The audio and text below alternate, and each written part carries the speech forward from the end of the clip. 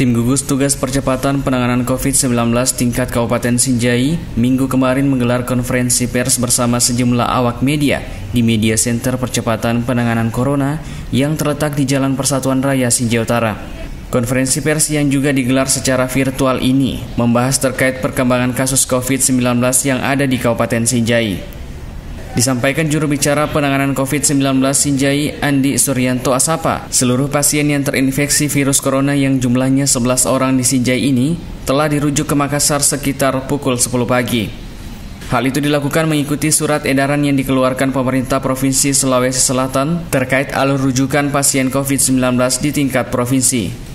Ya, jadi berdasarkan surat edaran gubernur yang saya sampaikan tadi, bahwa semua yang positif itu akan disatukan penanganannya di provinsi, akan ditempatkan di tempat yang memang sudah ditentukan, sehingga memang Pak Gubernur mengharapkan tidak ada lagi positif yang di kabupaten. Jadi kabupaten bisa declare tidak ada positif.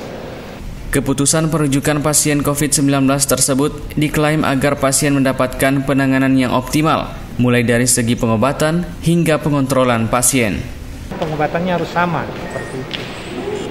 Di Makassar memang penanganannya sama, obatnya sama, kemudian kontrolnya sama, protapnya sama, sehingga tujuannya kita bawa ini memang selain memang menyelesaikan pengobatan yang sebelumnya ini, yang 5 kita tuntaskan karena sudah hampir selesai, kemudian kami masuk pas pada waktu dia positif seperti itu.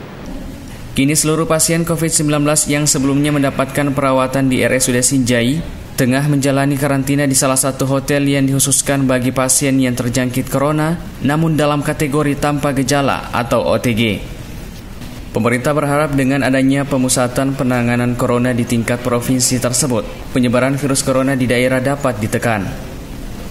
Zakaria Ridwan, Sinjai TV.